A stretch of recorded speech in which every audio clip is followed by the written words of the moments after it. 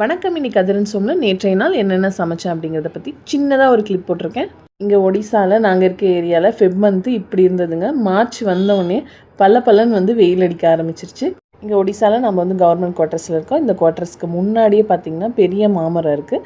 அந்த மாமரத்தில் இந்த வருஷம் நிறைய மாங்காய் வச்சுருக்கு.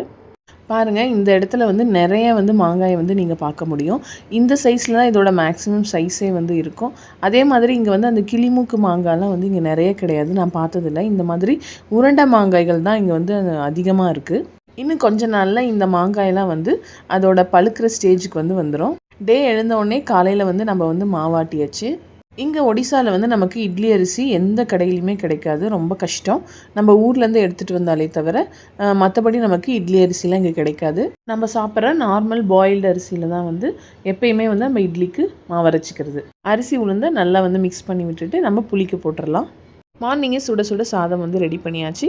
சாப்பாட்டுக்கு என்னன்னு பார்த்திங்கன்னா நல்லதாக ஒரு அரைச்சி விட்ட மீன் குழம்பு. நம்ம ஊர் அரிசி மாதிரி இங்கே வாங்குறது ரொம்ப கஷ்டம், தேடி தான் வாங்கணும். ஏன்னா இங்கே ஃபுல்லாக பச்சரிசி தான் யூஸ் பண்ணுவாங்க. ஆஃப்டர்நூன் லஞ்சுக்கு சாம்பார் ரெடி பண்ணுறதுக்கு பருப்பு, ஜீரகம், மிளகு, பூண்டு, அதுக்கப்புறம் தக்காளி, வெங்காயம், மஞ்சத்தூள் சேர்த்து பருப்பை நல்லா பச்சை மிளகாயோடு சேர்த்து வேக வச்சிடலாம்.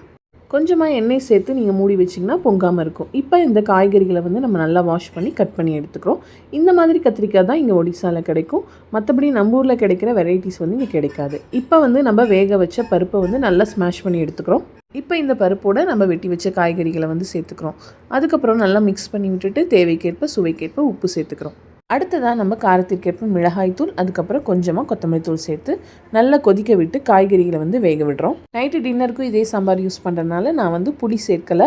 காய்கறி நல்லா வெந்த பிறகு சின்னதாக தாளிப்பு கொடுத்துக்கலாம். கடுகு, கருவேப்பிலை, அதுக்கப்புறம் பெருங்காயம் சேர்த்து தாளிப்பு கொடுத்து நம்ம சாம்பாரை இறக்கிடலாம்.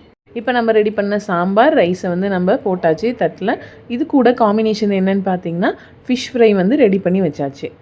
ஒரு 3 o'clock பக்கமாக நம்ம ரெடி பண்ண காலையில் மாவாட்டி வச்சுருந்த இந்த மாவு நல்லா புளிச்சு வந்திருக்கு. இந்த டைமில் நம்ம நல்லா மிக்ஸ் பண்ணிவிட்டு நம்ம ஃப்ரிட்ஜில் வச்சோம்னா நைட் டைமுக்கு டின்னருக்கு யூஸ் பண்ணிக்கலாம். இப்போ நைட் டின்னருக்கு இட்லி ரெடி ஆகிட்டுருக்கு. இட்லி வேக வைக்கிறதுக்கு ஒரு 11 minutes டைமர் செட் பண்ணிவிட்டு நம்ம க்ளோஸ் பண்ணி வச்சாச்சு. நம்ம சாப்பாட்டு ரைஸில் இதை நம்ம மாவு ஆட்டினாலும் நல்ல சாஃப்டான இட்லி இருந்தது. மதியம் லஞ்சுக்கு செஞ்ச சாம்பாரை வச்சு இந்த சுட சுட இட்லியோட சாப்பிட்டாச்சு. இந்த வீடியோ உங்களுக்கு பிடிச்சிருந்தனா மறக்காமல் லைக் பண்ணிவிட்டு அதிரன் சோமை சப்ஸ்கிரைப் பண்ணிவிடுங்க.